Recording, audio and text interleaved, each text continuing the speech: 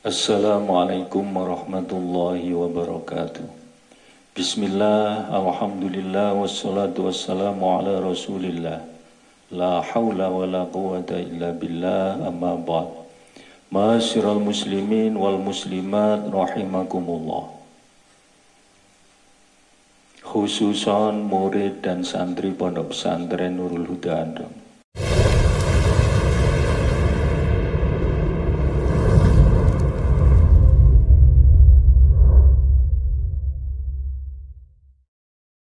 Saya bukan siapa-siapa, tetapi sebagai sesama murid dan santri, saya mengajak mari kita bersama-sama belajar memahami dan mengamalkan dawuh-dawuh Allah Subhanahu wa Ta'ala, dawuh Rasulullah Sallallahu Alaihi Wasallam, dan dawuh-dawuh para ulama, khususan Syekhinal Mukarram Syekh Arif Billah Abaki Haji Mas'ud Tahar rahimahullah, semampu kita. Wa tawasaw bil haqqi wa tawasaw bis sabri. Dalam kesempatan kali ini saya akan membahas tentang sholat.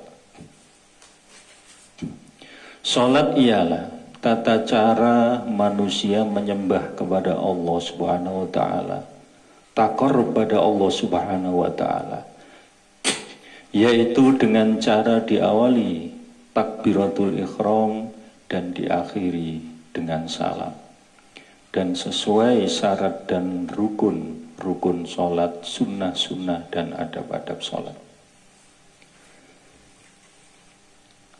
Yang pertama, kita sudah maklum bahwa sholat 5 waktu itu hukumnya wajib,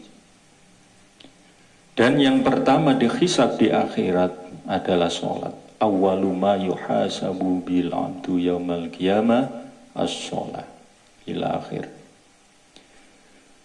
Dan sholat itu bagaikan mandi dari dosa. Jika sholat 5 kali, maka bagaikan mandi 5 kali, tentu bersih. Dan sholat adalah tiang agama. As-sholatu imaduddin ila akhir. Kemudian kita juga sudah maklum bahwa sholat itu zikir. As-sholatu wa aqimis sholata li dzikri. Dan sholat itu bisa mencegah perbuatan keji dan mungkar. Inna sholata tanha 'anil fahsya wal munkar.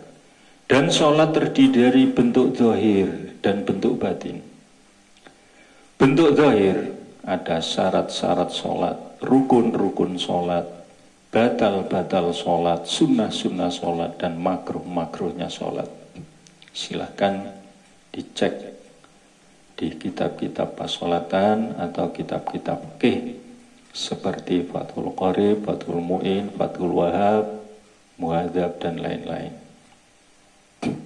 Dan untuk menyempurnakannya, pertama, kerjakan semua syarat-syarat rukun sholat tersebut. Kemudian sempurnakan dengan sunnah-sunnah dan adab-adabnya. Kemudian jauhi batal-batalnya. Dan sempurnakan dengan meninggalkan makruh-makruhnya. Shollu kama ra'aitumuni usolli. Sholatlah kalian seperti kalian melihat aku sholat. Itu sabda Rasulullah SAW. Adapun yang kedua, bentuk batinnya sholat atau ruhnya sholat. Fahusnul khusyu' wa khuduril qalbi. Baik khusyuknya dan hadir hatinya. Tenang, tentram, hatinya hadir kepada Allah Subhanahu wa Ta'ala.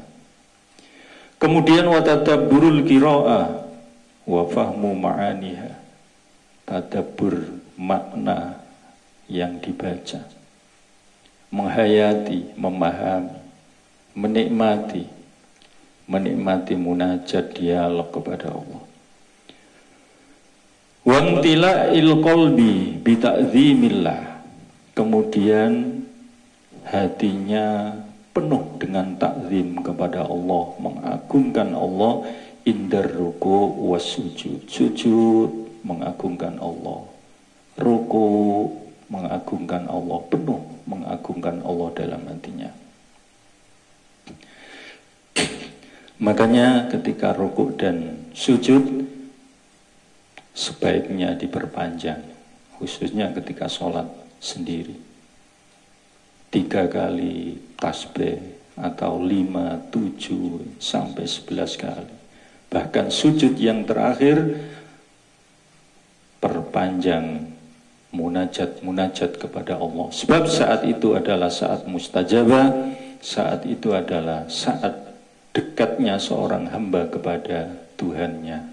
Wasjud waqtarib. Qala sallallahu alaihi wasallam, laisa lil 'abdi min salatihi illa ma aqala minha. Yang dinilai seorang hamba ketika sholat adalah ketika akalnya sadar dengan sholat itu sendiri, khusyuk khudur. Wa innal musalli qad yusalli sholata fala yuktabu lahu fiha sudusuha. Ketika khusyuk khudurnya 1/6 maka nilainya 1/6, ketika 1/10 maka nilainya 1/10 dan seterusnya. Maka dalam hal ini guru kita Syekhinal Mukarram Abah Kiai Haji Mas'ud Thahar rahimahullah dawuh, cara khusyuk khudur dalam sholat antara lain: 1. Tempatkan 3 perkara pada tempatnya masing-masing. 1. Mata melihat tempat sujud antara terbuka dan terpejam. 2. Dada menghadap kiblat seakan-akan di hadapan Ka'bah. 3. Hati, pikiran khudur kepada Allah. Itu yang pertama. Yang kedua, terapkan 3 makom, yaitu makom mujahadah, makom musyahadah, dan makom munajah. Makom mujahadah, berjuang untuk konsentrasi hati, pikiran, merasa sampai bisa merasa dilihat oleh Allah. Ketika sudah bisa, baru ngangkat tangan takbir Allahu Akbar. Kalau belum bisa, bisa dibantu dengan memegang dada atau membaca doa-doa alam nasroh, anna sholawat, ilahi anta maksudi, dan seterusnya. Itu yang pertama, makom mujahadah. Setelah itu bisa, maka ngangkat tangan, takbiratul ihram, Allahu Akbar. Setelah baca doa iftitah, inni wajjahtu wajhiya, dan seterusnya, maka pindah makom musyahadah.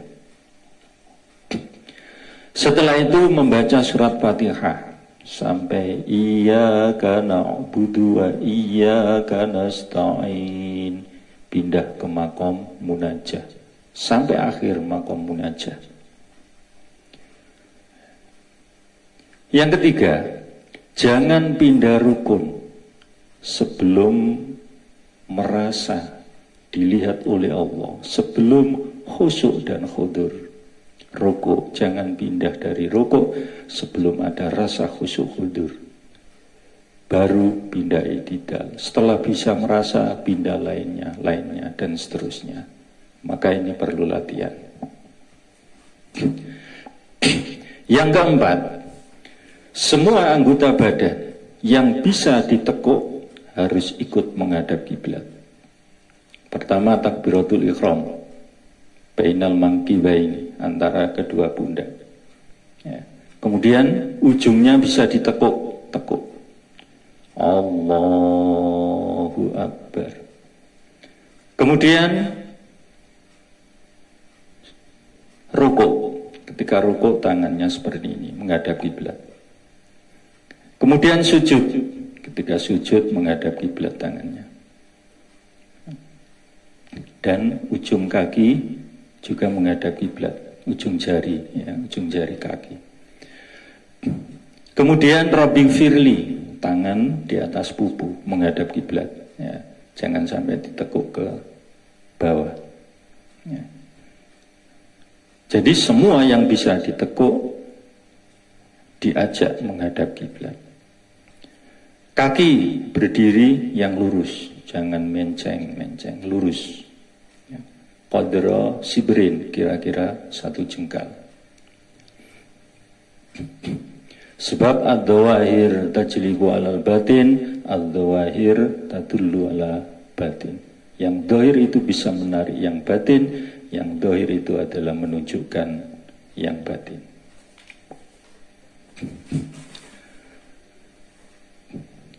Kemudian yang terakhir,